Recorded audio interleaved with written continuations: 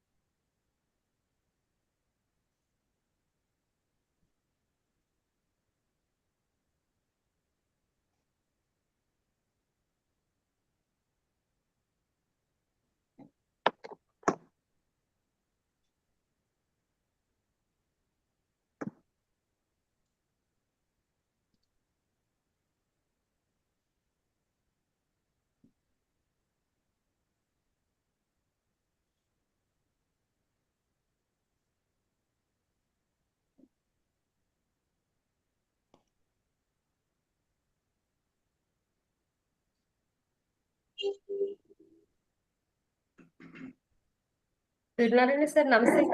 Good evening, sir.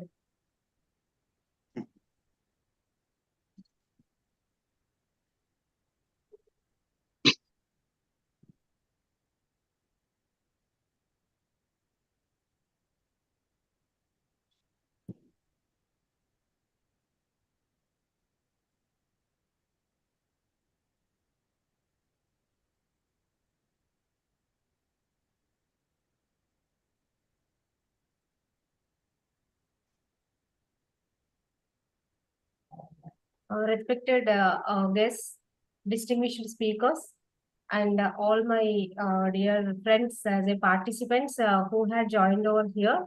A very warm welcome and good evening to one and all. Thanks for sparing your valuable time to spend and to explore ourselves by having such a nice and wonderful talks since last 5 days, and this is the sixth day. Thank you so much for your interest and a very warm welcome to a 1 week international lecture series for bridging disciplines, namely Think Beyond. As we had came to the sixth day, on this sixth day, we have one more distinguished speaker, Dr. Gandhi sir. And please let me allow to give a brief introduction about Dr. Gandhi sir. So Dr. Gandhi and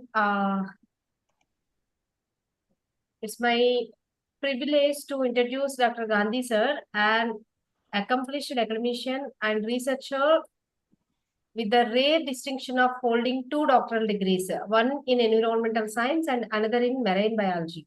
His second doctoral research focused on the impact of industrial emissions and gaseous pollutants on marine ecosystems and fish health under pseudo-marine conditions. A study of great significance in the present era of climate change and environmental stress. This pioneering work offered vital insights into the eco-toxicological effects of pollutants on agricultural species, particularly sea bass, and suggested sustainable engineering and management strategies for aquatic ecosystem protection. So over 15 years of teaching and research experience, Dr. Gandhi sir has published more than 85 research papers in reputed national and international journals. His research span or what wastewater treatment, FICO remediation, biosorption, nanotechnology in aquaculture and agriculture, and sustainable resource valorization with practical applications in safeguarding aquatic life and improving water quality and developing eco-friendly technologies. Dr. Gandhi sir has actively contributed to faculty training, curriculum design, and interdisciplinary collaborations with universities, industries, and policy-making organizations. Sir's ability to integrate environmental biotechnology with marine ecosystem conservation has positioned him as a thought leader in his field. And currently, Sir is focusing on the extraction and characterization of marine bioactive compounds and exploring their potential applications in millet-based nutraceutical product development and quality enhancement, thereby bridging marine biology with the food technology in human health. We are very much fortunate enough, sir, to have you and to listen from you on safeguarding coral reefs, addressing threats, advancing conservation, and enhancing marine protected areas for sustainable restoration. Thank you so much, sir, for accepting our invitation and proposal to give your valuable insights to this gathering. Over to you, sir. Thank you so much, ma'am. Thank you for brief introduction about me. Actually, here very diversified participants are there. Those who are even from the non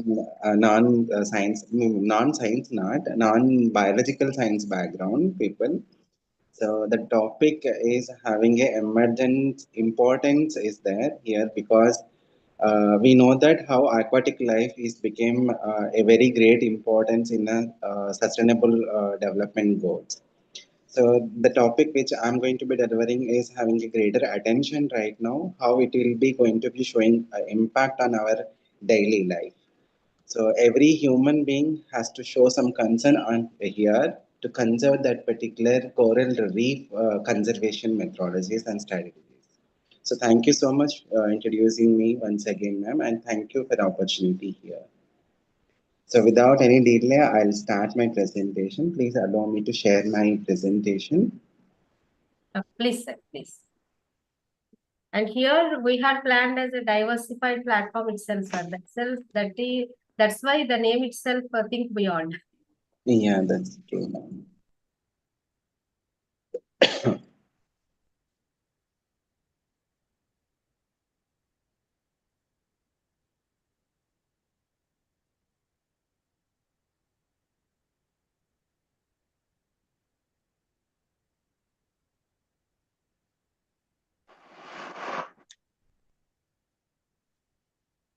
Yeah. Hope my screen is visible to all. Yes, yes, sir. Yeah, thank you so much, ma'am. Thank you. Yeah, welcome to all for this very important attention in nowadays because we know that how the oceans are becoming a dumping ads to dump so many plastic waste and other solid waste. So we are always showing a least importance to maintain the uh, environmental pollution controlling with respect to ocean because already ocean is reaching to eutrophication by disposing several industrial waste and effluents and other wastewaters and other solid waste also, how it is showing a greater damage in the biological ecosystem in ocean. So with respect to that, I'm going to be concentrating on the coral reefs. So majority of the people may know that what exactly a coral reef, and might be some people may not doesn't know how what exactly the coral reef.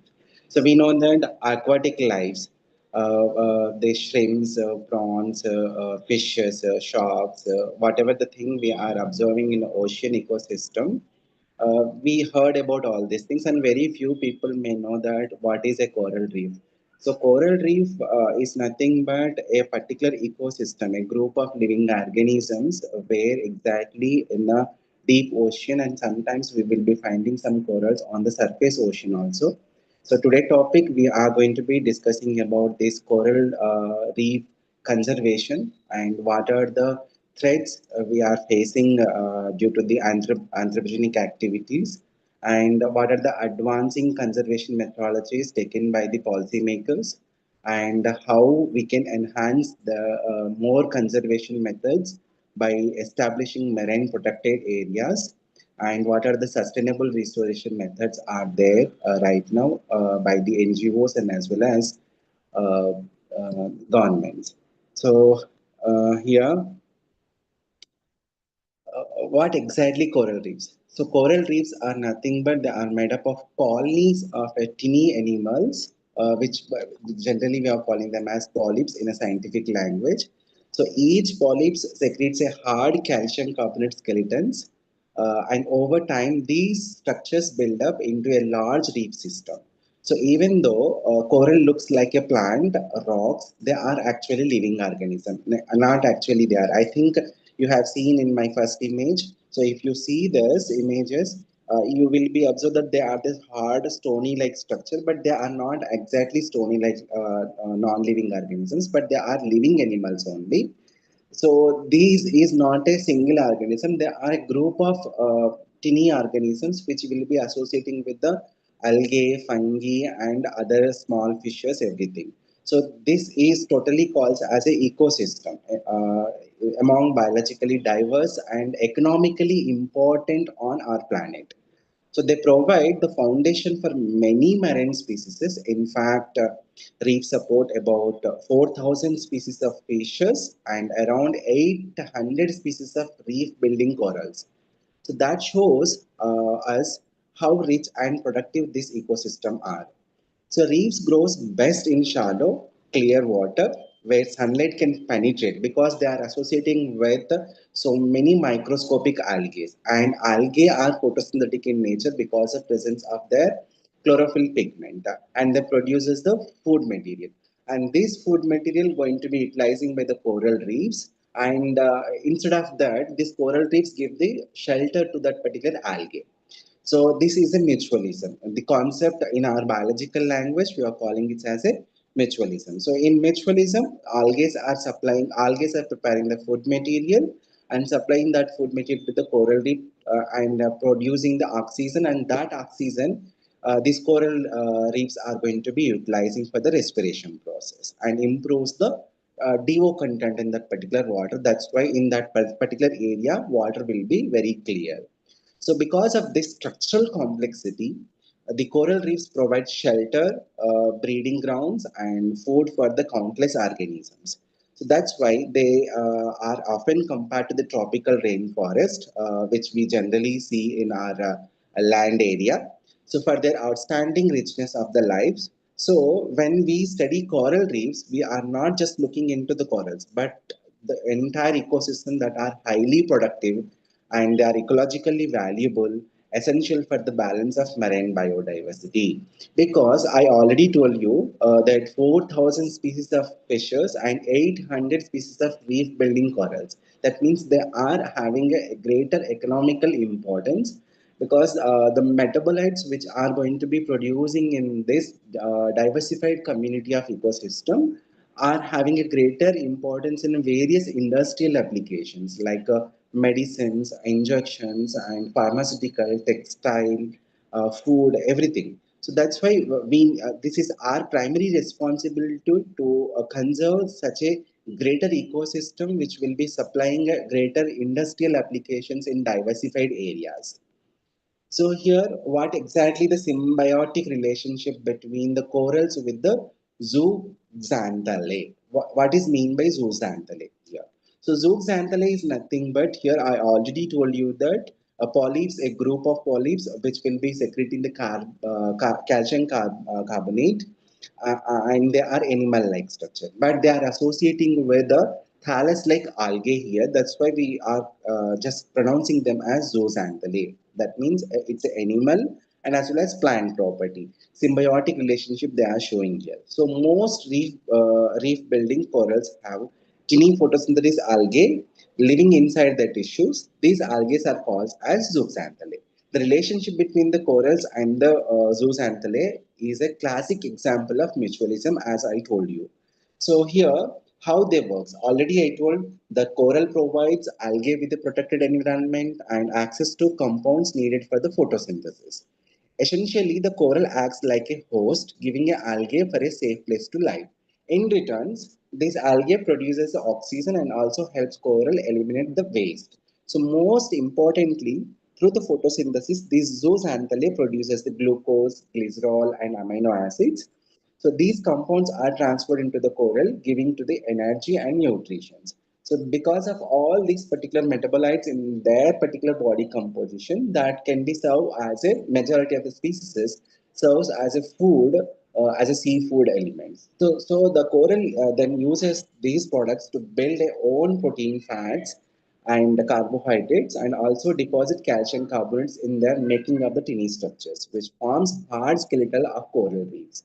So we can see there's a partnership in the reason why coral reefs can grow in a thrive in nutritive poor tropical waters. Without algae, corals would not be able to build such massive productive ecosystem. So why we have to be consult on this? Why it is very very important? Why these coral reefs are important? So the reasons I have given here, first one is income, right? So because coral reefs generates an estimated 9.9 trillion US dollars globally. What is the main economic importance in this? Because they have a massive contribution. At least 500 million people around the world depends on the reef directly for their livelihoods, because they are catching a different kind of ornamental fishes here, and they are extracting these polyps, and they are using in so many ornamental property makings, and fishing, tourism, reef related industries, where we are extracting such a valuable bioactive components from these rare ecosystems, and we are commercializing all those. So because of all these coral reefs are very important for the income generation. And second is biodiversity. As already I told you that 4,000 different species of ornamental and food relating fishes are associating in these coral reefs. And as well as 1% of Earth's surface, they are home to about 25% of all marine fishes, which is in ocean. So see, in aquatic life, if it is 100%, 25% is associating with this coral reefs. That means it will be having a huge amount of biodiversity here. And the third one is medicine. Yes, coral reef organisms provides compounds used in developing drugs for the cancer, HIV, heart diseases, and other major illness. So marine bioprospecting is an emerging field, and reefs are treasure houses for biomedical sources. And finally, tourism. Yes. So this is occupying a very important role nowadays, because reef supports over 70 million trips annually. Not only this tourism trips, diving, snorkeling, and coastal tourism rely heavily on healthy coral ecosystem, generating billions in revenue for the local economic bodies. So because of all these, it is showing a very greater importance nowadays. And what are the other? So beside income, biodiversity, medicine, and tourism, coral reefs are also play crucial ecological roles. What is that first? Coastal protection. Yes, reefs are naturally break waters, reducing wave energy uh, by up to 90%, 97% before it reaches to the shore.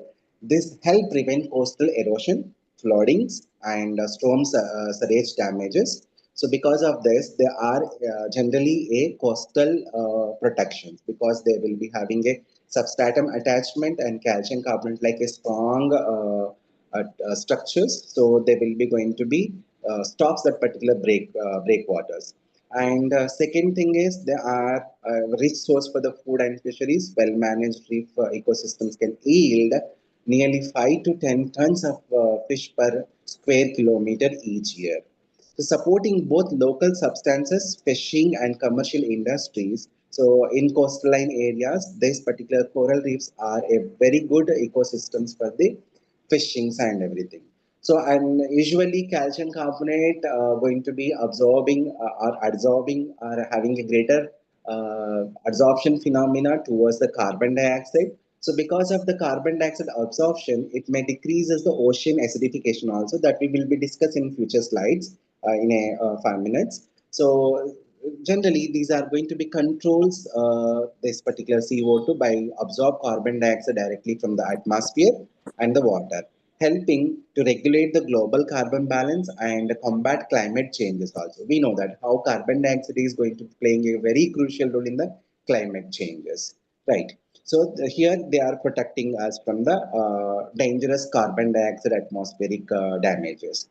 So now again they will be going to playing a very crucial role in nutrient recycling.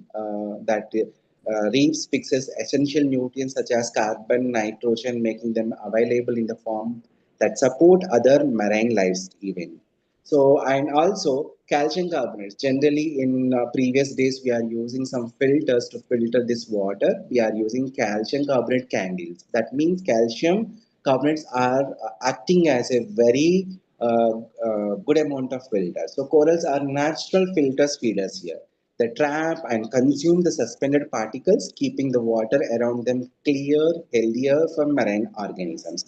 So in general days, when we are watching this National Geography, Animal Planet type of channels, we are seeing that the deep ocean coral reefs are very clear because of this activity. Because the reefs are natural water feedware. So coral reefs aren't just beautiful ecosystem; they are lifelines that support ecological balance, human health, and economic prosperity. So, because of all these importance, we have to show some particular interest how to preserve and how to conserve these particular coral reefs from these environmental pollutions of how it is happening right now. Because oceans are now using for thermal plant wastewater disposals, and not only thermal plant, majority of the industrial waste that might be solid, liquid, everything we are dumping into that particular ocean. And most of the nuclear experimentations and nuclear waste which generating by the researchers are going to be dumping in the middle of ocean, and they are depositing in the deep ocean and creating such a big problem right now. Those problems also we will be discussing in a minute.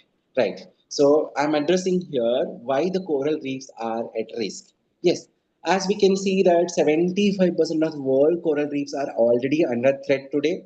Right. Nothing new here. That means 3 out of every 4 reefs are facing pressure from the pollution because of overfishing, climate change, and destructive practices. If we project into the future, the situations becomes even more alarming. By 2030, nearly 90% of these coral reefs will be at risk. By 2050, if no significant conservation actions is taken, 100% of the world's reefs will be going to be threatened.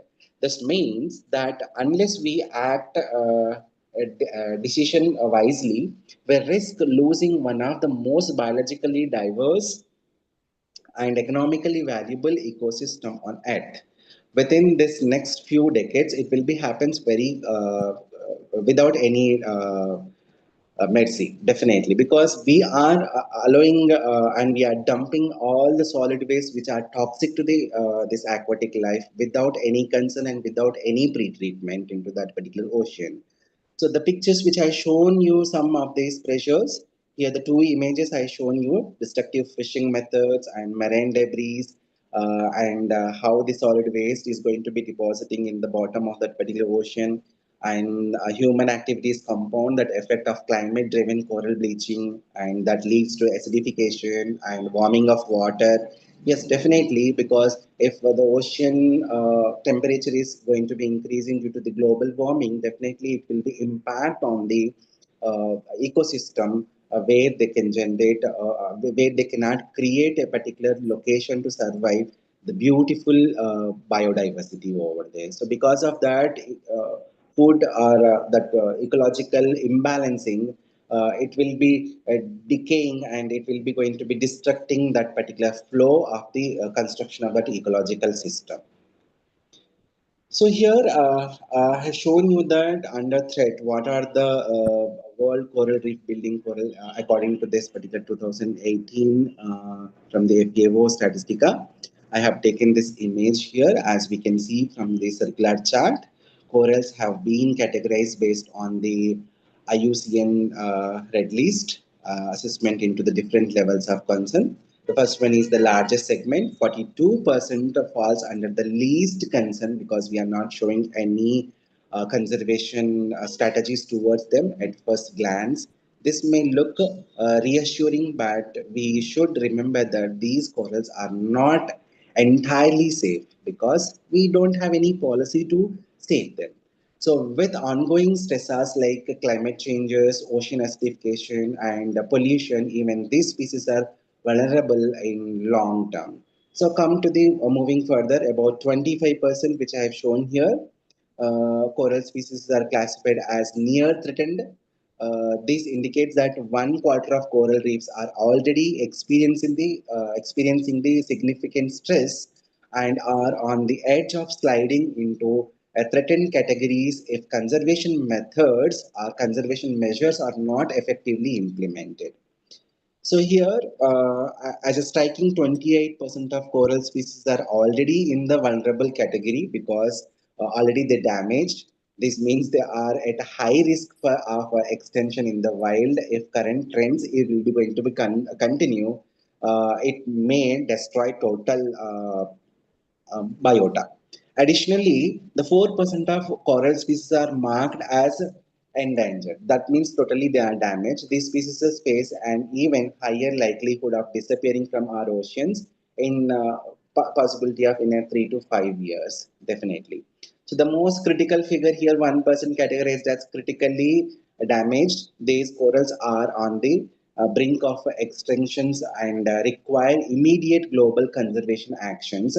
And definitely, this NIOT, National Institute of Ocean Technology, people has to be make a policy to conserve this 1% rare species into the ocean. So when we looking this distribution collectively, nearly 58% of reef building corals are under some level of threat, ranging from near threatened to the critical damages. This clearly underscores the fact that coral reefs are often called rainforest of the India, rainforest of the ocean or sea, whatever it may be. It is our primary responsibility to conserve that because the implications here is profound. Coral reefs are not only biodiversity hotspots but also provides essential ecosystem services, coastal protection, fisheries, and livelihood for millions of the people worldwide. Because are India also having a largest coastal line from the Arabian Ocean, Indian Ocean, and Bay of Bengal? Everything is covered here. So that's why it is a very good amount of economic generation for the Indian population also. Therefore, safeguarding them is not just the ecological necessity, but also a socio-economic priority.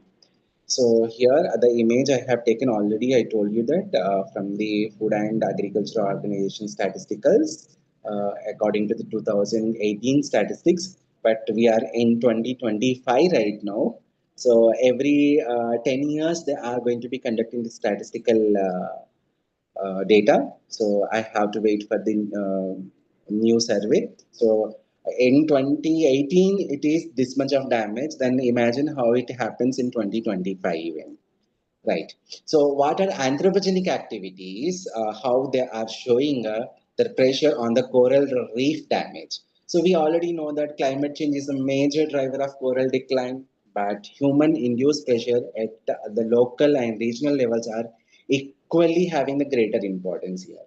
So, the statistics here are quite alarming, and according to this particular Rigaro in 2021, the losses of even 1 meter of coral reef can drastically increases the flooding risk. Especially flooding may increases by 23%, and how the floods are going to be creating a big problem in that particular major cities surrounding by the coastal lines. So we have seen such particular floodings and tsunamis and everything.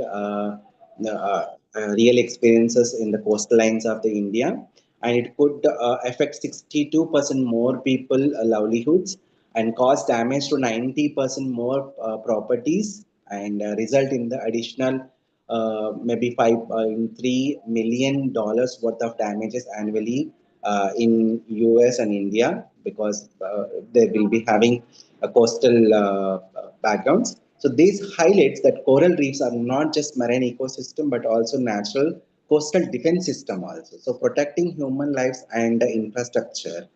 So without them, the vulnerability of coastal communities escalating drastically.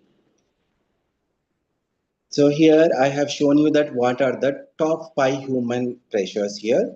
So now let us look into the top 5 direct human pressures threatening the coral reefs as reported by the Wildlife Conservation Society in 2022. So first one is water pollution, ranked the highest at 32.3%. This includes agricultural runoffs, sewage discharge, plastic, and chemical contaminants that directly weaken the coral health and the resilience. And the second one is fishing pressure. Follows closely at 30.8%. Overfishing, destructive fishing practices, removal of key species and rare species, and delicating the balance of reef ecosystem. Because if there are some of the species in that coral reefs are having economically important, ornamentally important, and medicinally important. So the people are choosing only such kind of organisms, and they are repeatedly collecting such organisms only. That means in ecological levels, they are completely removing that level. So now that will be disturbing the food chain and as well as food web and the connectivity. So definitely the energy flow and ecological pyramid totally will be imbalances, and it will be going to be shows the destruction of total ecosystem. And the third one is coastal population growth at 19.7. This excretes constant strength through the land usage, because here the coastal population is increasing because now tourism is going to be making a construction around this belt of this particular beach, and they are constructing more buildings and everything, and because of that coastal population is going to be increasing, and depend upon that particular area development, there are so many million of peoples are depending for their livelihood directly and indirectly in that particular areas. So as the coastal population growth increases, definitely it leads to the deposition of more solid waste, especially the plastic waste. So this is also one of the top pressure. And come to the fourth one is tourism. So though often linked with the economic benefits, accounts for 14.6% of pressure. Unsustainable tourism such as anchor damage, trampling, and unregulated divings poses serving risk for the reef structures. So finally, industrial development. Yes, so government is giving a particular policy to the industrialists for the development and economic generation and faster growth of the economy. They are allowing to construct their industries and the industrial runoffs into that ocean. Directly, they are giving permissions to the industries. So relatively lower at 2.6% creates localized but severe impact to the degrading. So coastal construction and effluent discharge is also a greater pressure from the human activity. So when we combine these pressures, we see clear picture that coral reefs are under a severe uh, damage. So, what are the reasons to threat this coral reefs? See how the beautiful, economically important and commercially important coral reefs these are.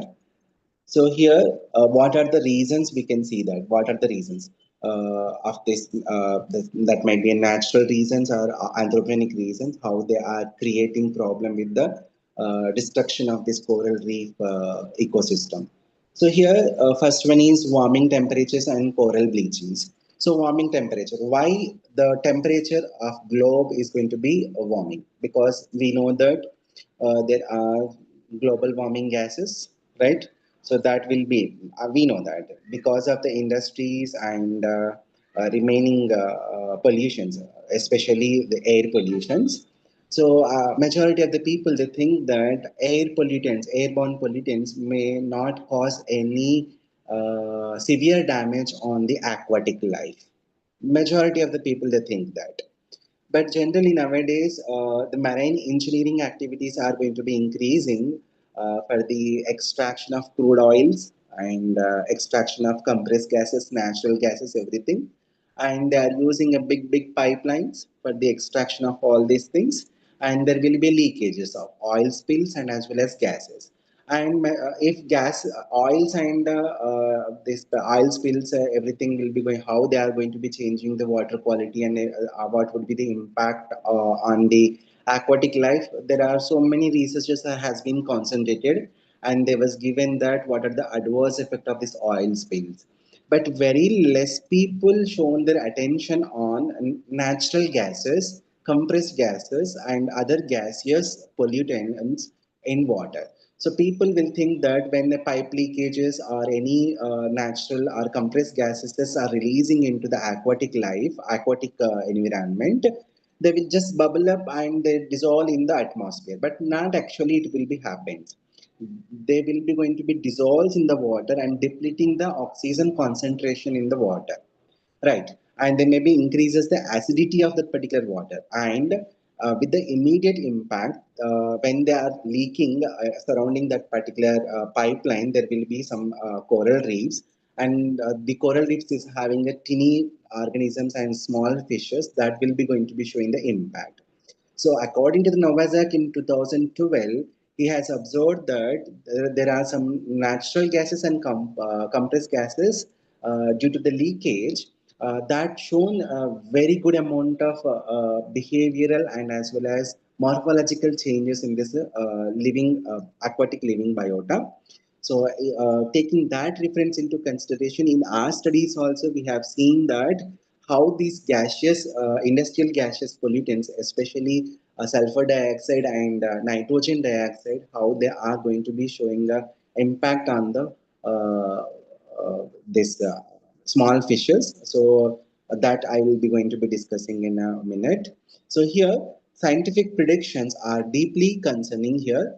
Studies suggested that by the 2055, nearly 90% of the world reefs may be experiencing a severe bleaching event every single year due to this global warming. And yeah, of course, this global warming may increases because ocean is having a huge amount of water. To increase 1 degree centigrades, it requires more amount of pollution there. Yeah, so that's why it will be not taking that much of time. But if the situation will be continuous like this, definitely the global warming shows the greater impact on this temperature warming, and that may leads into that bleaching. That means see that here I have shown you the two images, how the healthy coral will be and how the bleached coral will be. Yeah, we know that as the temperature of the water is going to be increasing, definitely it may start the corrosing of that particular calcium carbonate, and that will be bleached out. So because of the bleaching of this, definitely the atmosphere, the living atmospheric conditions will be changes over there. And that particular changes is not suitable for the growing of those tiny algae over there, because these corals are giving that particular atmospheric condition for the growth of algae. And these algae are going to be utilizing that particular elements which is useful for the photosynthesis process. If photosynthesis process will not happen, coral reefs will be not going to be taking the food material. So if food material is not there, coral reefs will be going to be destroyed. If coral reef is destroyed, algae is not having shelter, so algae will not going to be producing any food material. So these are all interlinked. So this paints a very bleak future for reef ecosystem if global warming continues at the present rate. So now it is in a higher peak only. It is in a lag phase. It is in log phase only. If this log phase is continuous like this, definitely one fine day we will be going to be face a very good amount of damage. That underlying this reason lies in a narrow temperature tolerance of these particular corals. So, unlike many other marine organisms, corals cannot easily adapt to rising sea surface temperature because they are minute, very small, and teeny type of organisms. That's why they are not having that much of tolerance to adapt the changes immediately due to this global warming and bleaching and everything. So bleaching occurs when there's delicate symbiotic relationship between the corals and their symbiotic algae. zooxanthellae, and the relationship between this, the mutualism will be breakdown. So normally these tiny algae lie inside coral tissues, providing both color and critical source for the energy, the photosynthesis, which I told you already. So, but under the thermal stress, this partnership collapses. So the algae are expelled, leading to the loss of pigmentation and leaving the coral skeletons stark white, and hence they are coming into the term called as bleaching right now. So I already told you that how they will be going to be changes. The first image, which is shown you here, healthy coral, which is in brown in color, which is indicating us it is a healthy, and that particular healthy atmosphere creates a shelter for the more than 4,000 to 5,000 species of organism in that particular area. And the second one is illegal wildlife trade, right? So because now everyone is going to be concentrating on the aquarium trades. So aquarium trades has grown into a multi-million dollar like a global industry, and unfortunately a significant portion of it operates through illegal or unsuitable, not unsustainable practices, because they are always looking into, because there is no commanding body for the regulating body for the stop of this kind of illegal things. So tropical fishes and corals are frequently removed directly from the natural reefs, and these often involves destructive techniques such as breaking the coral structure or using the chemicals which cause long-term damage on the reef ecosystem. Once collected, they sold into the international aquarium market. So who will replace those again into that particular area? So, but here lies a critical problem. Corals are incredibly sensitive organisms. Many do not survive the stressful journey from the reef to aquarium. So that means this trade not only damages the reef habitat but also leads to massive mortality of the very rare species which are trading in the market. So recognizing this threat, all hard corals or these calcium carbonated skeletons corals were placed under the apex of the CITES convention. What is mean by CITES? I just given here the Convention on International Trade and Endangered Species. So the rare species protection has been taken by the government policymaker in the year of 1985, and they started the stopping of these illegal wildlife trades. So which is somewhat a good news for us to protect the rare species.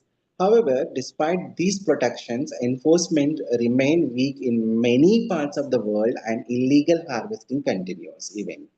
So these images on this slide I illustrated here show clearly here how the persons are taking that particular, the first image I shown you here, how they are safely removing that particular coral reefs, and that coral reef is they are just making them into constructing in a artificial aquarium, and that artificial, that pseudo marine condition may sometimes supports the growth of this coral reef, and sometimes totally it will be not supports, and that coral reef totally damaged by the bleaching out. So we will be going to be losing the rare and very very economically medicinally important species over there. So that is one thing, and the third one is coral diseases. Yes, so another this is an emerging and increasingly serious threat to the coral reefs is outbreaking of coral diseases. So most coral diseases are triggered by the presence of bacteria, fungi, viruses. These pathogens attack corals often when organisms are already stressed, leading to the widespread mortality. Because of the anthropogenic activities, already they are facing the problem. And meanwhile, government is conducting so many nuclear experimentation, and they are just dumping the nuclear waste into the ocean. So all these and industries are dumping their effluents and as well as other solid waste, and these already making them into overstress. And meanwhile, this bacteria, fungi, and viruses also attacking continuously, and they are also making them into more trouble. And because of all these things, these corals are facing a very stressful life.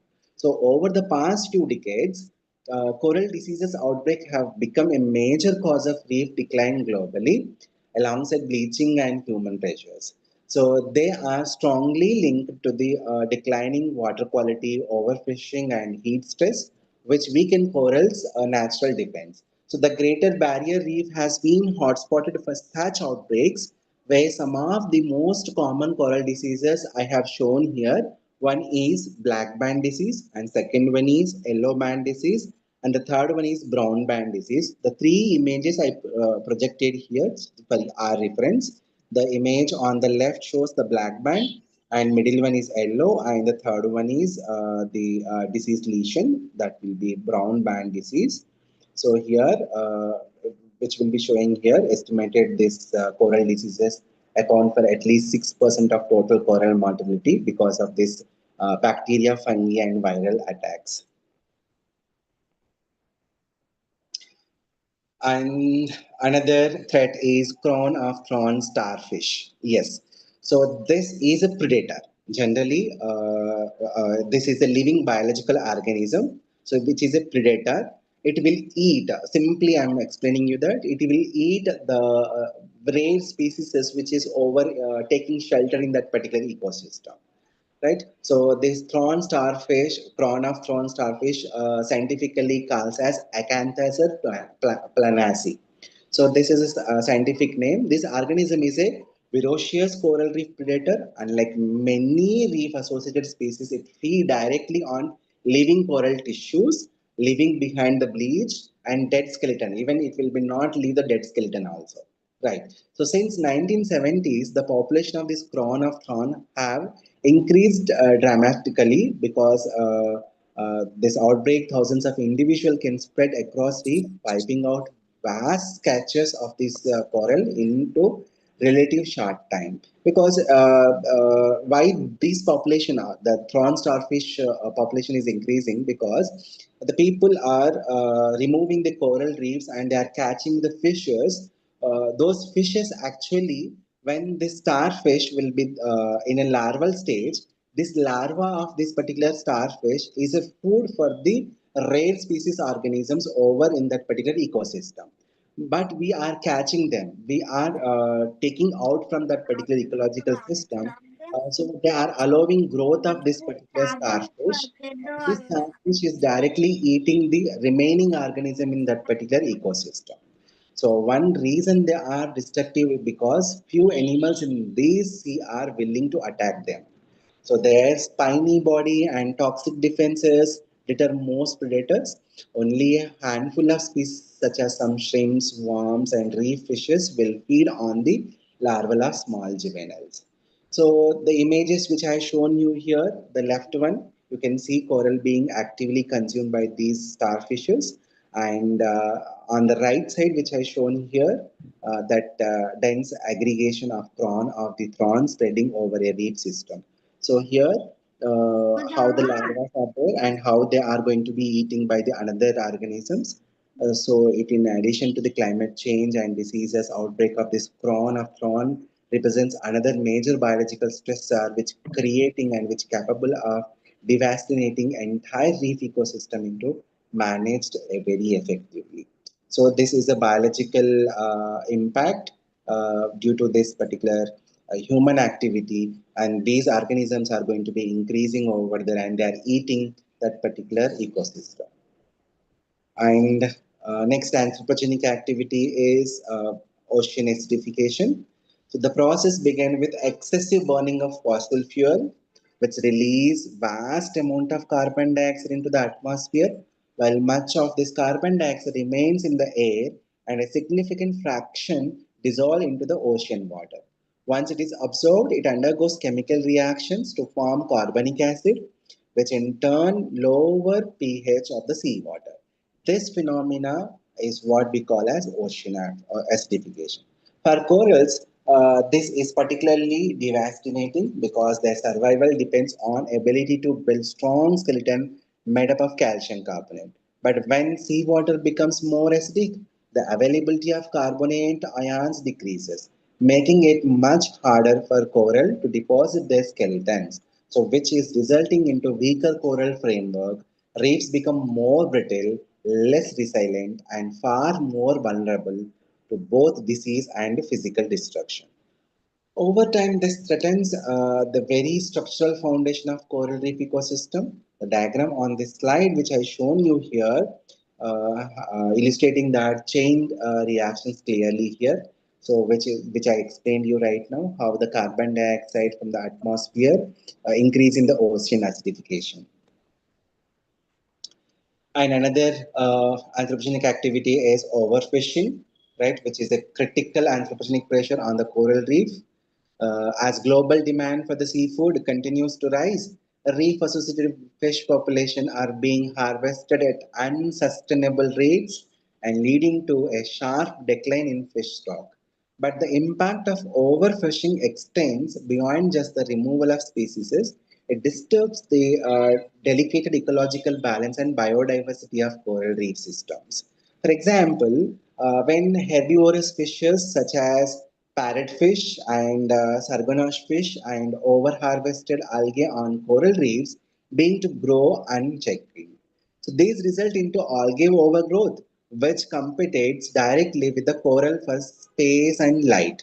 Ultimately, smoothing coral colonies are preventing new coral requirements. So moreover, overfishing does not only target edible species, the marine aquarium trade contributes heavily to reef degradation as well. So many species are collected directly from reefs, often using destructive techniques such as cyanide fishing, which poisoning both the target fish and surrounding coral organisms too. So the diagram here, which I given illustrating you how overfishing at different trophic levels, at least ecosystem structure and how they are altering the functions of a ecosystem, which I shown you here. By removing the top predator shifts the balance of the food web while harvesting of this particular fishes will be accelerate the growth of algal, and the algal is going to be masking that particular area, and because of masking that, the sunlight will be not going to be penetrating deeply. And I already told you that these corals are a animal organisms, so definitely they require sunlight for the metabolic activities. So, without a strong fishery management, reef ecosystems will continue to degrade, undermining both marine biodiversity and the livelihoods of millions of people who depends on them will be disturbed. Destructive fishing methods. Yeah. What is the difference between here overfishing and destructive fishing methods? The overfishing means which is whether they are following a safer method for the fishing or not. That might be not a problem, but they are just catching beyond the permissible level. But here, destructive fishing method is nothing but they are not going to be following a proper methodology how to catch that particular fishes. So that means they are using some poisonous and other very environmentally damageable methods like dynamite blasting and cyanide applications in water, which are not only illegal in many regions, but they are also 100% unsustainable practices. Because of this, definitely it's showing the adverse impact on the coral ecosystem. So whatever I mentioned right now, dynamic blasting and as well as cyanide application while the fishing practices, these techniques work by the stunning fish, making them into easier to collect. But however, they are going to be damage the coral reef ecosystem very critically. And here I shown you that the images. See how the coral will be in 1950 and how it is in 2020, before and after the two images here, how the before the destructive fishing method practices and after destructive fishing method practices. Because, yeah, of course, by using of this chemical and physical methods, definitely we will be increasing the seafood industries revenue generation. But at the same time, after catching up all those, the remaining places will be going to be damages permanently, and there that particular environment is not suitable for the growth of any of the organisms over there. So that is also one of the major problem here. And next problem here is algae and bacteria. Yeah. So algae and bacteria also a very good amount of problem creating materials, because here there are nitrogen rich fertilizers, animal waste, human sewage, and untreated industrial effluents trigger the explosive growth of harmful marine algae that blocks the sunlight and strips the water of oxygen, resulting in imbalance in the marine ecosystem. So that is also one of the reason. And then increase sedimentation. Already I told you that. So this will be going to be creating a most adverse impact, because as I illustrated in the first bullet point, which I given you here.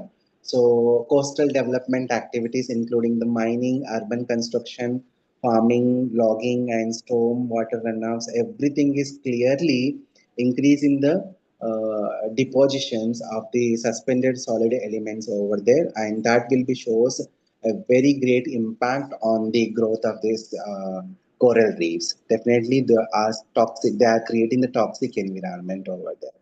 And marine debris, yes, definitely, we are creating such a big problem here.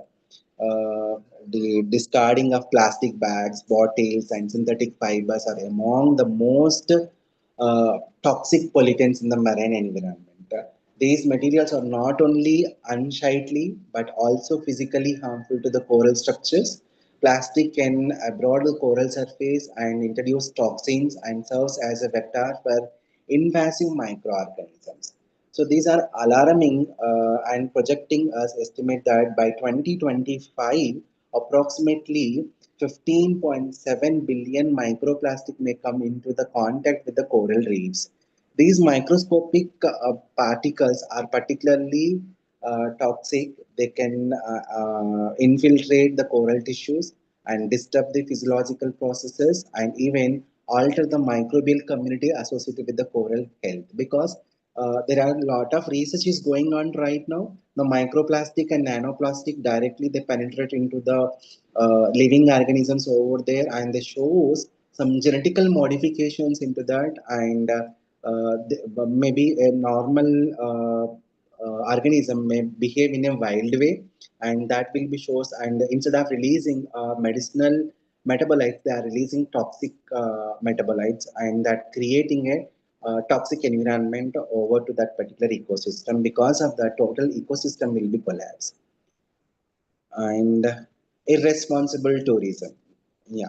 So means a government and the policymakers is allowing uh, a particular policy per annum. There will be these many of visits and these many of shoots and everything, but we are not following such type of rules and policies, and we are just ignoring such kind of tourism management rules and regulations, and we are allowing the big satellite and remote sensing videos and everything in every coastline areas. And because of that, there are huge amount of radiations releasing into that water and creating such a greater increasing the turbidity of that particular area. And already we know that the water which will be in that particular coral reef should be very clear, but more turbid water making them into more stress, and these corals are just wasting their energy to clarify or to clear this particular turbid water into very fine water. So because of that, they are just making waste of their energy for this remediations and all, and they are not going to be utilizing for their development and increasing the ecosystem development and ecosystem growth. So this is also showing a very good impact on the damage of the coral reefs. And coral minings, already I told you that the unsafe mining activities are showing the damage on the coral ecosystem. So toxic chemicals that I'm going to be explaining in a case study, unsustainable fishing practices, net practices, everything I already given you that. And stronger storms, yes, they are also responsible because of the stronger storms, the cyclones and tsunamis and everything. They will be going to be damages the actual habitat of that particular coral reefs. And ghost nets, yeah, this is a major problem here. The fishermen, they are using a different kind of this nets, and that nets are going to be creating such a big problem as I shown you here in the image, and that will be going to be stopping the uh, further development of the coral reefs. And invasive alien species. So invasive alien species are going to be alien species are going to be making a greater environmental damage in that particular habitat and creating such a big problem. And trash and microplastic, as already I told you, right? And rising the sea level because of the global warming and threat through the coral reef climate change because of the ocean acidification and land-based pollutants also and remaining industrial pollutants and plastic pollution and everything. So that will be create a big problem. So taking this factor into consideration, I have concentrated on how these gaseous pollutants are clearly showing the impact on the physiological, morphological, behavioral, histopathological, and as well as hepatotoxic impact on the a particular aquatic organism. So, as per the NIOT rules, we could not, without any ethical clearance, we could not take very rare species of that particular coral reef. But we have taken here a normal generalized organism which can be found in that particular coral ecosystem, that is a sea bass. And we have taken that sea bass as a model organism here, and we allow to grow them into in a pseudomarine condition for a duration of 3 to 4 months, and we artificially given injected we are artificially created a toxic environment by giving different amounts of gaseous pollutants over there. Because I already told you that majority of the researchers has been shown that concentrated on the solid waste and plastic waste and industrial waste and aquatic waste, which they are just dumping into the ocean, and how they are showing impact on the aquatic life and how they are going to be disrupting the coral reefs. But very few people that can understand that even gaseous pollutants also going to be creates such a big problem, because we know that ocean is having a huge amount of nutrients over there, and we are calling them as it's as a eutrophicated water, and these will be having a huge amount of nutrients, and those nutrients are going to be acting as a scrubbers to absorb this gaseous pollutants, and these gaseous pollutants creating such a big problems. To understand that concept, I have taken here the sea bass, and sea bass is going to be grown in a particular pseudomarine condition, and artificially they are injected with and they are allowed with different concentrations of SO2, NO2, and the mixture of SO2 and NO2, which I shown here in the image. So by this, this is experimental setup. The first image is for the SO2 generation, and second one is NO2, and the third one is both mixture of SO2 and NO2, how it will be. So now the SO2 gas artificially circulated in the water ecosystem, where we'll be having a sea bass here, and with the different concentrations of this SO2, NO2, and the mixture of this SO2, NO2, how they will be showing the impact on morphological and behavioral studies of these organisms. So the studies is not only ended up with the morphological and behavioral, this is also concentrated on the serum biochemistry and genotoxicity, and how this will be going to be altering the bioconstituents and other parameters also, and DNA integrity also we have checked, because this gaseous pollutants is showing any alteration in the gene content, and as well as is they are going to be damaging any DNA in a various tissues and all. That also going to be that also we have concentrated, but due to the time restriction, I'm going to be only showing you that how these gaseous pollutants are shown impact on their behavioral and morphological changes. So here, the first experiment indicating here, the graph is indicating here how this SO2 at different concentration shown their mortality rate here. As the concentration of this SO2 is increasing, the total experiment is conducted at 96 hours experiment, which is a acute exposure continuously, and the concentration of SO2 is 2 ppm to 45 ppm continuously supplied through the gas dilution system. And the studies is concluding that as the concentration of SO2 is increasing, the rate of mortality is going to be increasing. The same criteria is followed here for the NO2 also. Here, this experiment is going to be showing us NO2. Here also we have taken 2 ppm to 40 ppm of nitrogen NO2, and here also NO2 as NO2 concentration is increasing, definitely the mortality rate is going to be increases. But the mortality rate when compared to the SO2, NO2 is very high, because NO2 is more toxic than the SO2 here. And in a third case, we have clubbed this total SO2 and NO2, and continuously we supplied through the two gas dilution systems, and we observed that what would be the behavior of and what would be the mortality rate of this particular CBAS. So there we have seen that the mortality rate is more than the individual gaseous exposure.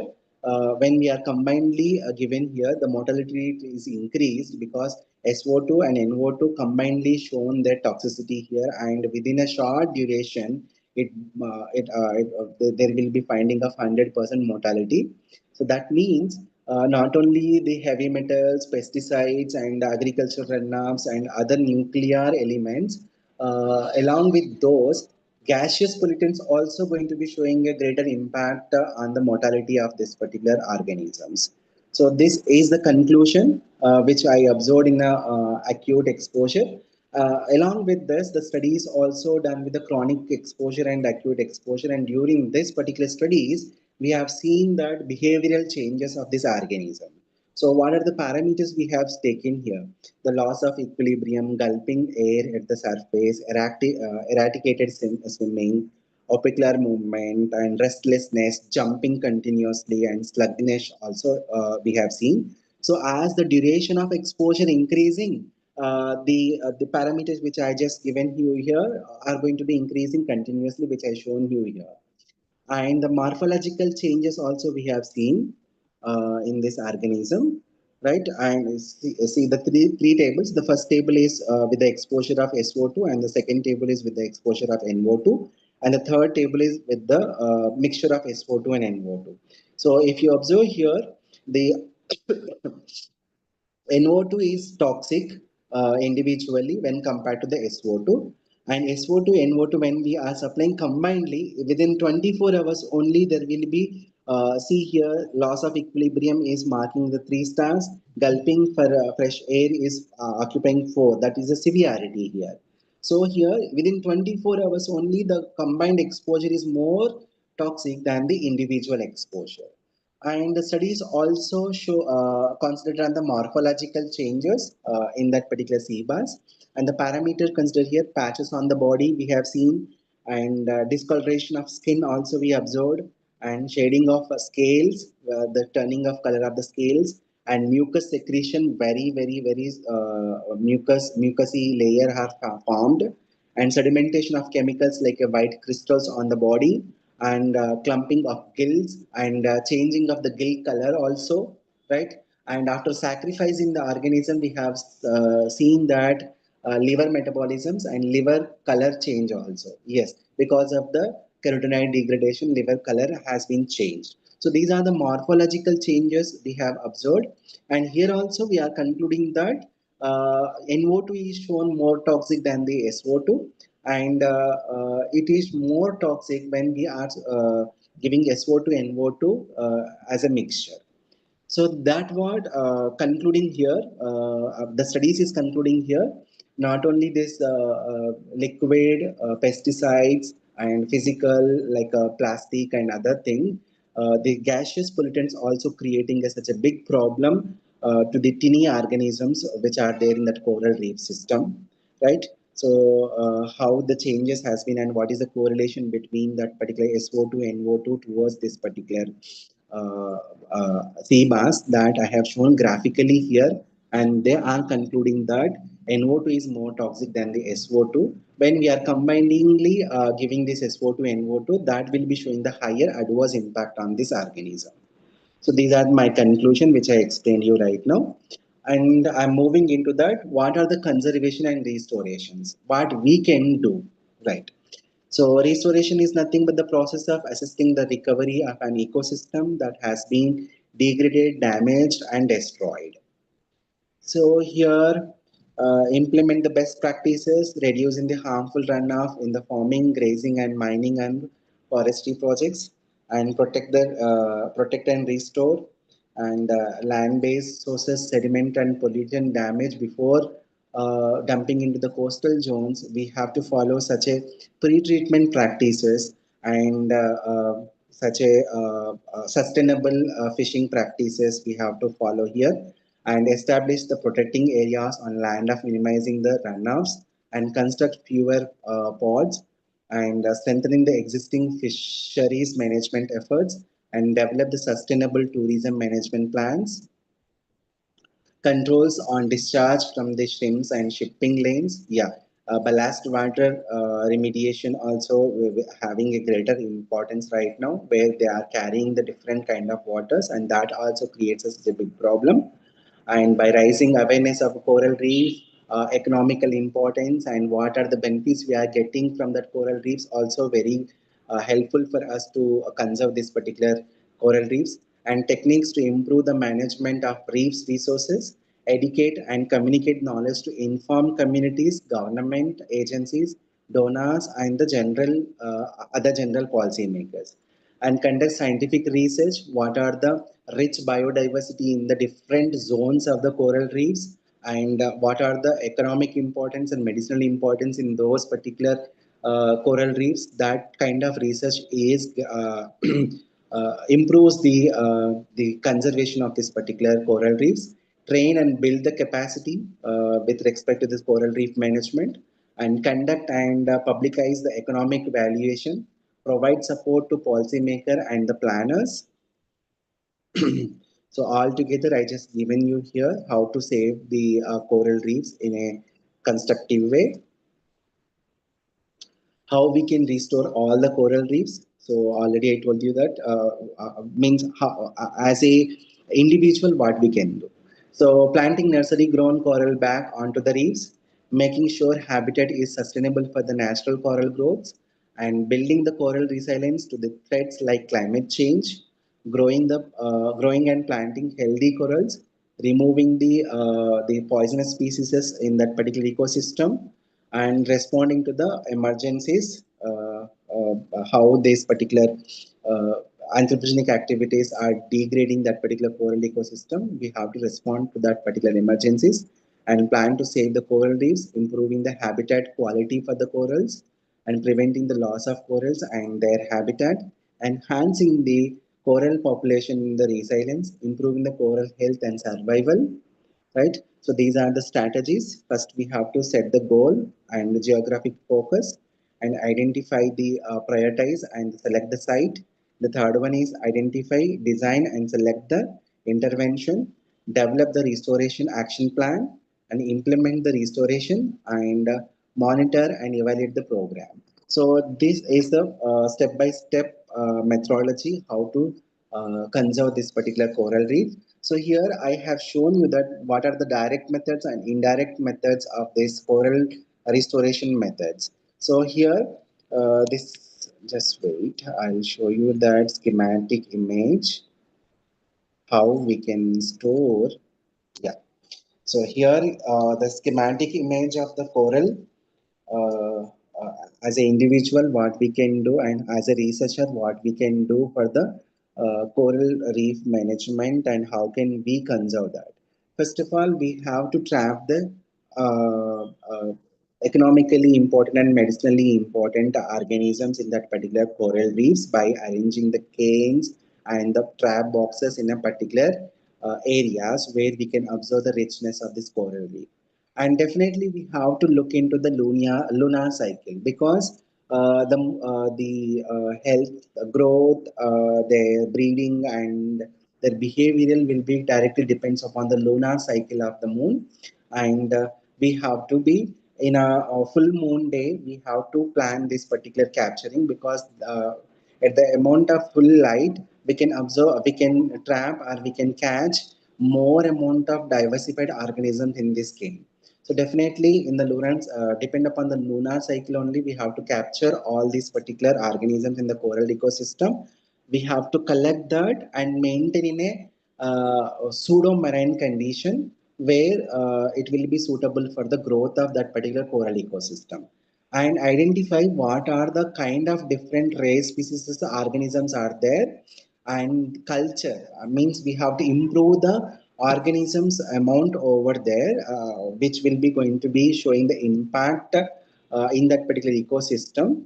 And those organisms we have to identify and we have to increase the population of those organisms artificially and release the same organisms into their native place to improve their genetical diversity, species diversity, and gene other diversities to make them into more comfort.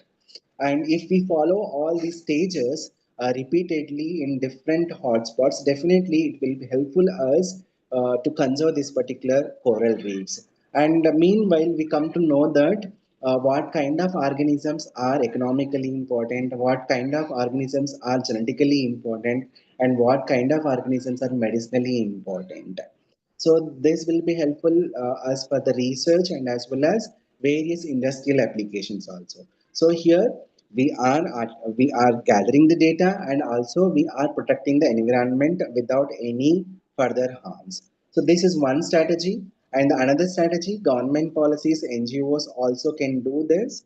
So they the same kind of methodology which I sketched here, which is the individual plan here, that we can do in a larger scale here by controlling the points which I mentioned in the threatenings by the help of government, tourism sector, local communities, and academics, researchers, everyone has to be shows their interest to conserve these coral reefs and we can protect this particular coral reefs.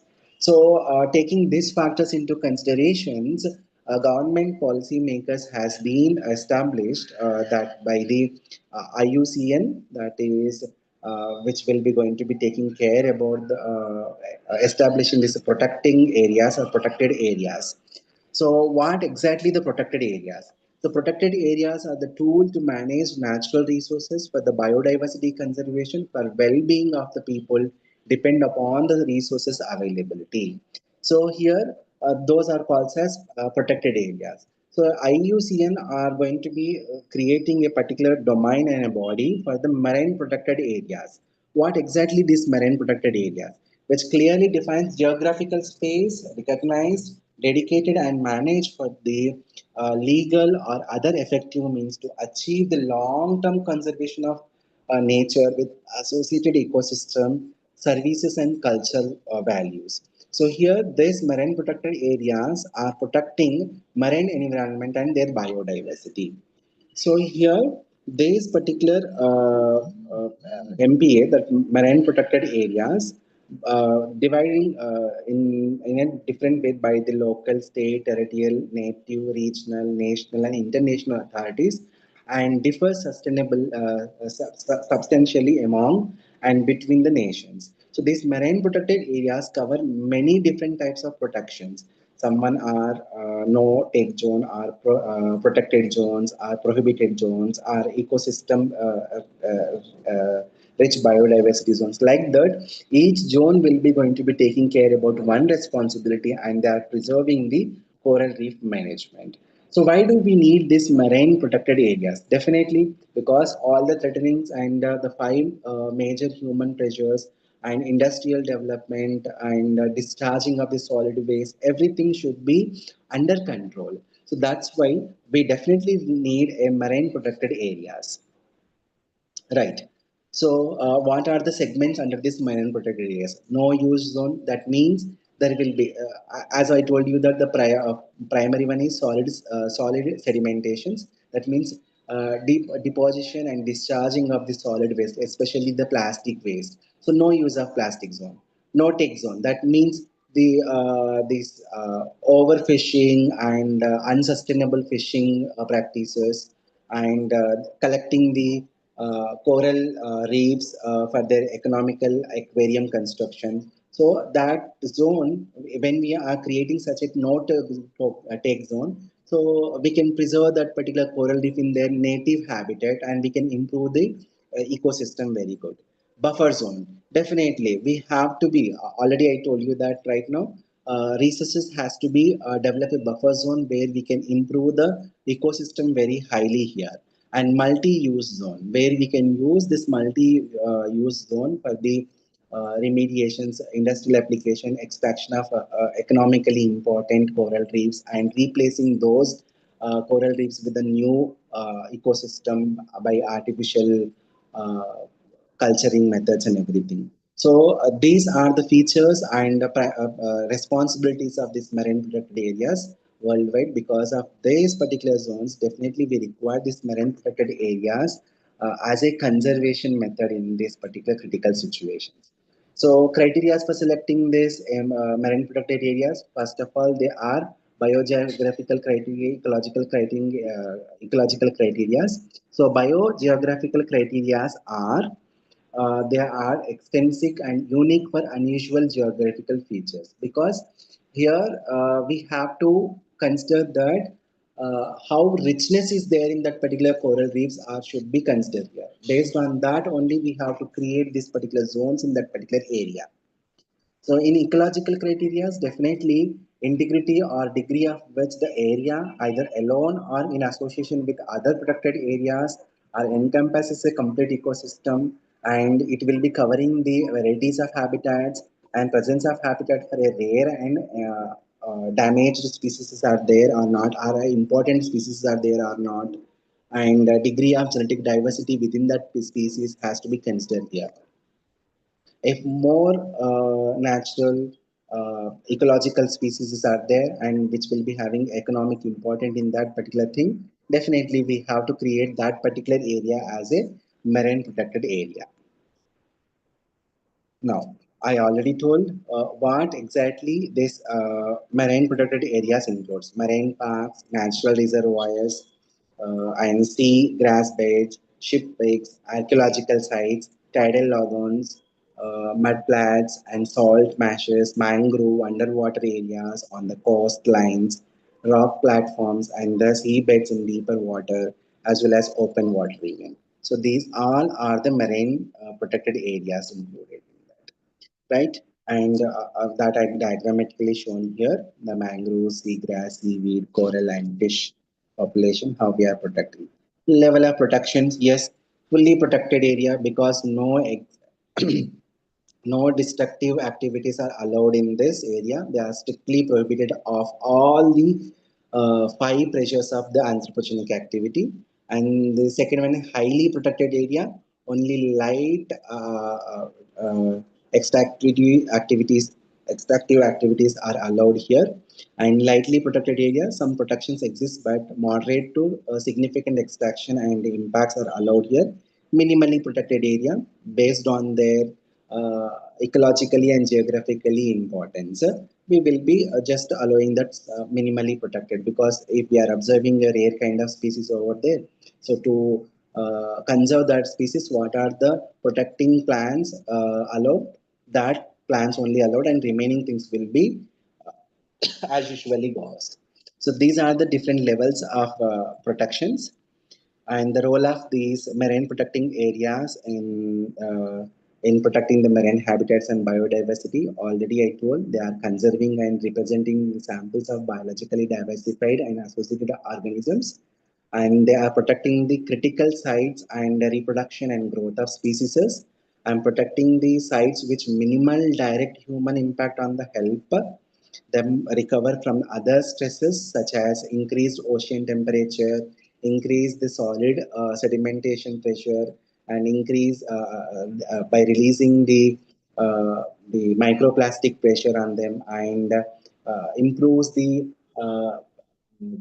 predator eating organisms in that particular coral ecosystem. Such things these MPS are going to be taking to improve the biodiversity. So according to the IUCN, there are around 5,000 MPS are there. So worldwide, it is a number according to the 2020's calculation, but 2025 not yet released by the IUCN. So it might be increased right now. It is estimated there are at least 400 MPS are included coral reefs in more than 65 countries in the territories. So more than 150 of these marine protected areas mentioned are less than 1 square kilometer in size. That means we can imagine how anthropogenic activities are damaging the coral ecosystem.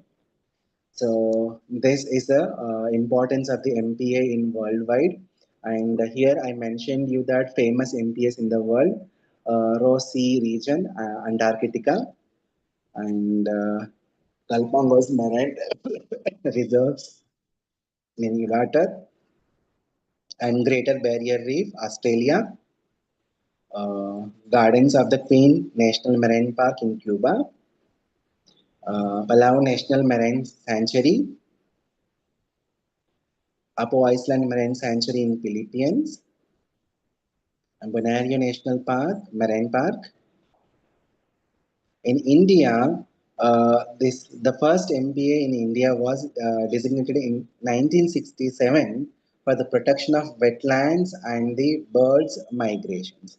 There are 31 marine protected areas along Indian coastline, including the islands, that have been officially declared for the conserving and protecting the coastal and marine biodiversity.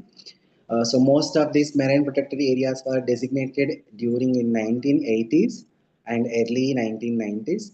They are notified either national parks or wildlife sanctuaries under the Wildlife Protection Act 1972. So here I just mentioned important marine protected areas in India, though are categorized as Category 1, Category 2, Category 3A, and Category 3B. Category 1, this covers national parks and sanctuaries. Category 2, Gandhi sir, sorry to disturb you. The time is exceeding more than 1.5 hours. ma'am, I'm going to concluding within 2 minutes. I'm Yes. concluding. Yeah. Thank you. Thank you. Yeah. Okay.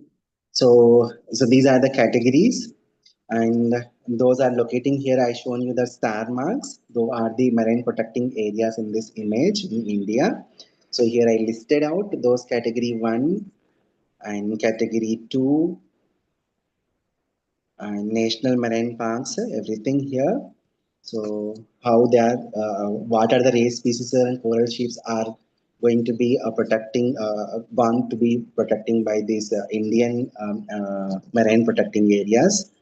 And here I just given you that Gulf of Kutch Marine National Park image, how they are actively involving in protecting of this rare marine species. Mahatma Gandhi Marine National Park and Rani Jhansi Marine National Park, marine sanctuaries,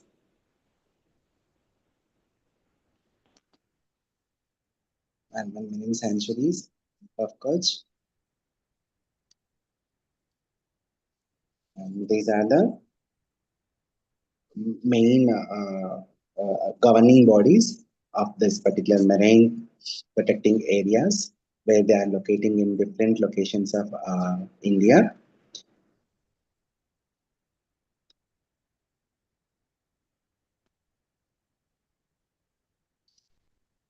So here I have given those abbreviations. So finally, I'm concluding here. Coral reefs are vital to coastal communities and nations around the world. The threats to the world coral reef, however, are serious and warning, and it is continuously growing in present scenario. In the face of such pressures, it is very critical that we focus on practical, immediate response, such as those highlighted in my previous slides, to reduce and resolve these threats. Actions now could ensure that coral reefs remain and that they continue to provide food, livelihood, and inspiration to hundreds of millions of people now and for generations into the future even. So definitely it is our responsibility, everyone's responsibility to preserve this particular biodiversity rich coral reefs under this deep ocean sea. So thank you so much for giving this opportunity to me to present this particular emerging problem in a deep ocean ecosystem. And these are my references which help me to prepare this particular PPT. And thank you. Thank you for your patience. Over to you, ma'am. Thanks a lot, sir. Thank you so much for your elaborate explanation. Even though you are not feeling well, but you had done a very good job, sir. Thank you, ma'am. From fever itself, you had given your talk, sir. Thank you so much. And now I request any one of the participant side, if you wish to interact with sir, it is welcome. Hi, sir. A very good presentation, in fact, very elaborate and at the same time very detailed. And I was so much interested in your presentation since starting because I'm handling courses where ecology and coral conservation, all these topics are there covered in the syllabus. So my students were also very interested. Of course, they couldn't join, but of course, I will pass on all the information that you have covered in this wonderful presentation. I had one concern or doubt. What are the threats you see in the conservation right now, coral reef conservation threats? Yeah, of course. Conservation strategies are governing by the MPAs, even though we can't stop this ocean acidification because, of course, marine biota is important, but at the same time, industrial development also important. So, as I mentioned here, these industries, when they are processing and when they are doing their regular activities, they're releasing huge amount of these pollutants into the environment. That might be a gaseous, that might be a liquid. So now liquid is having somewhat pre-treatment before the discharge. But when come to this gaseous, we cannot stop them. And ocean is having a huge amount of salt and minerals.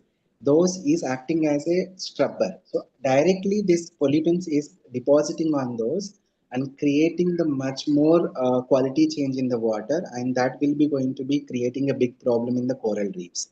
So now coral reefs, as usually, they are naturally calcium carbonate, and we know that calcium carbonate absorbs those impurities, and they are wasting their much more energy to extract these impurities and depositing over there, and because of that, algae is going to be masking. Algae mask, then definitely it will be not taking that light, and there will be no photosynthesis, and no photosynthesis, no food, and these polyps will be not survived. So this is a major threat right now. Even MPA is going to be taking so many conservation methods. So now there are some researches going on, ma'am. Even the chemotrophic organisms are going to be inserting in that particular ecosystem, so that they utilizes the chemicals and produces the food material and improves the activity of the coral reefs over there. So now research is going on. Thanks for that clarification, sir. So do you see any symbiotic relationships between any other organisms? Yeah, all the organisms are Well, having a beneficial. mutual relationship in these coral reefs. Okay. Are there any conservation projects running right now in India? No idea, ma'am. Sorry. As of now, no idea. Thank you, sir, for the wonderful explanation, and thank you for your I'm time. happy to see you again. Actually, Yes. thank you so much. Thank you so much, sir. Thank you, ma'am. Ma'am, and thank you, Gandhi, sir. First, please have some water, sir. Yeah, definitely, ma'am. Hello. Hello. Govind Reddy, sir. Oh, hello, madam. Good evening to all of you. Good evening, This sir. is Govind Reddy from Hyderabad, one of the participants. I am very much impressed by Gandhiji's talk. So I have been taught during my BSAG tenure in the first semester about marine biology and marine ecosystem and types of fishes. So I came with his talk, I came to know much more information. The talk on the said topic delivered by Dr. Gandhi Garu was highly informative and insightful and timely. Dr. Gandhi highlighted the critical ecological, economic, and social roles played by coral reefs, while also emphasizing the growing threats from climate change, pollution, destructive fishing practices, and coastal development.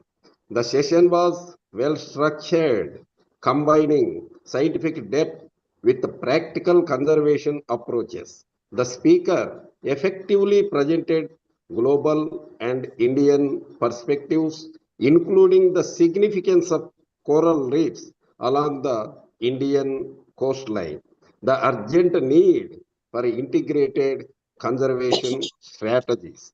Particularly, the commendable was the emphasis on marine protected areas. The talk underlined the importance of coral reefs as biodiversity hotspots and natural coastal protectors. By focusing on climate change impacts, ocean acidification, overfishing, and destructive fishing and pollution, and it highlighted the urgent need for action to mitigate. Innovative techniques for coral restoration, supported by science and local participation, were shown as sustainable strategies for reviving degraded reef systems. So the talk emphasized that the conservation is not a just scientific talk, but a socio-economic necessity linking coral reef protection with fisheries, tourism, and coastal livelihood. In summary, Dr. Gandhi Garu and his lecture was a valuable contribution to marine conservation awareness, equipping students, researchers, and policy makers with knowledge and motivation to act towards sustainable coral reef protection and restoration. This is over to Madam.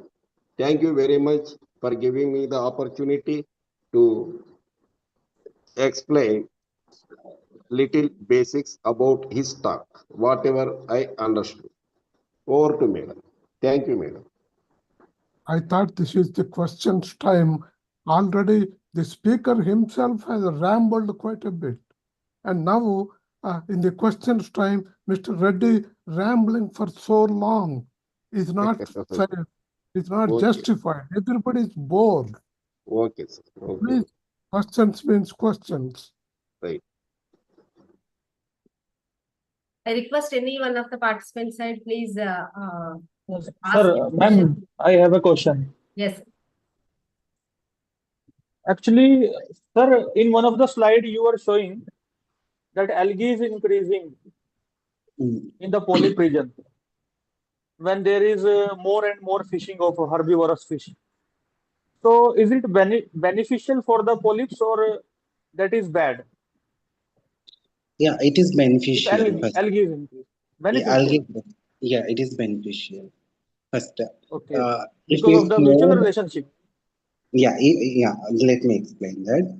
First, if it is in a limited masking of this biomass, herbivorous species is going to be taking as a food that. So, as usually, it will be going to be continuously feeding, and the biomass will be going to be in a stable level.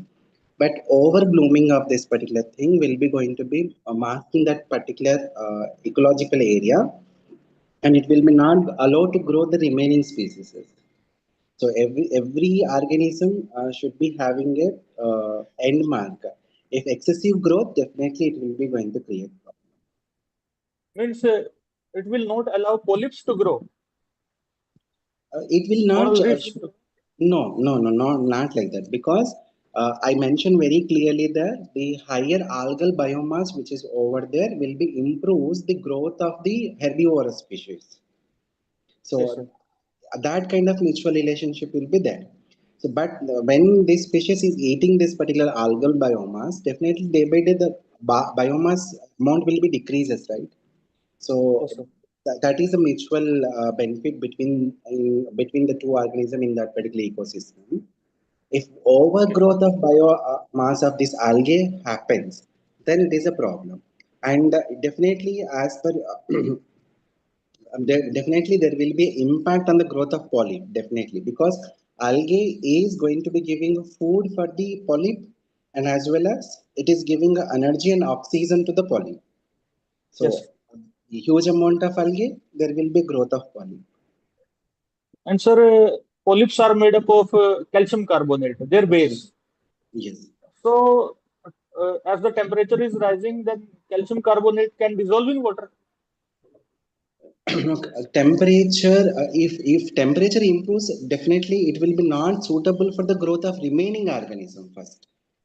Means calcium Because carbonate can dissolve, no, sir, in the it will water. also dissolve. That's what the primary problem. Global warming is the primary problem. That's why I mentioned that global warming is the primary. Thank you very much, sir. Thank you very much.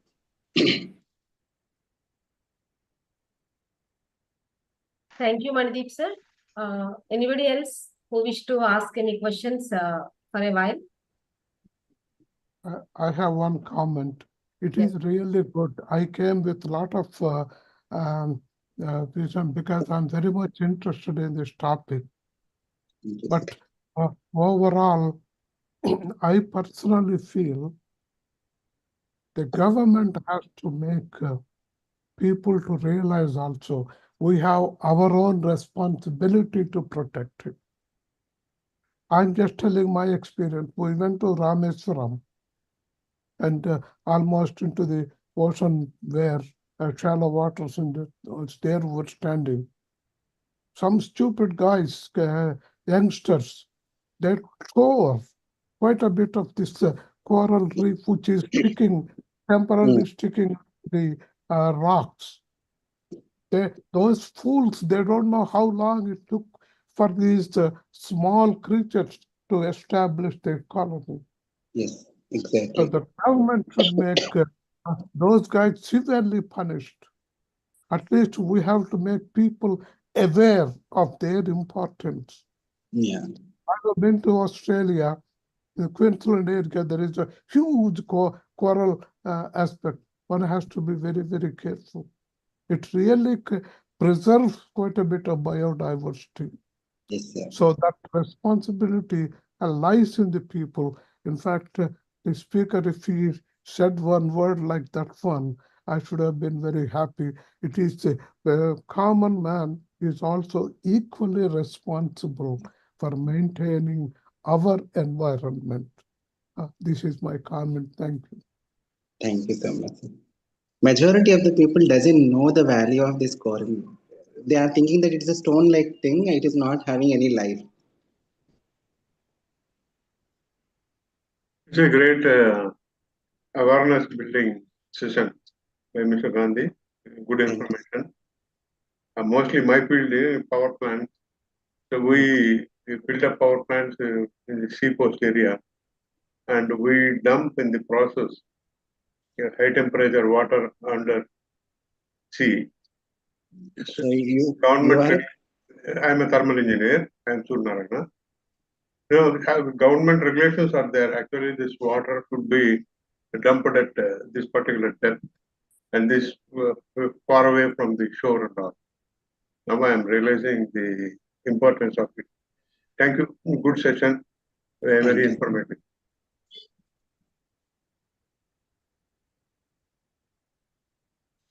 Thank you, sir. Thank you, Suryanarayan sir. Thank you, Rao sir.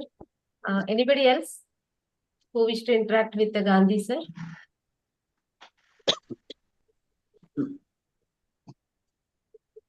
Okay. I request Dr. Rajeshwari ma'am to please give a very brief conclusion remarks. with immense pleasure and a lot of gratitude, I'm giving this concluding remarks. It was a wonderful presentation highlighting interrelationship with environmental role. And a lot of studies were quoted by sir. And I just felt that a detailed study was done. And it was an eye-opening presentation with very good supportive studies. And a lot of awareness, generation points were also mentioned. And it was an eye-opening presentation for me, and I highly, with a lot of personal interest, I'm saying, like, if there is some kind of article which comes up on this, it will be a great content generation for the society to bring good awareness. I once again congratulate you, sir, for this wonderful presentation, and I thank you, Madam Aruna Madam and Professor Srinivas Rao, sir, for giving me this opportunity. Thank you so much, sir and ma'am. Thank you, ma'am. Thank you so much. Thanks a lot. And I thank all the distinguished guests and speakers whomever joined over here in spite of their busy schedules. And I congratulate all the participants who had explored all these 6 days by getting the variable and diversified talks. I think and I wish these talks can enhance your some of the knowledge exploration. And we are having one more day. And please, I request all of you to please extend your cooperation for the last day, that is tomorrow. So now this is all over for this 6th day. I request all of you, please stand in front of your devices to join your tone for singing national anthem. Thank you so much.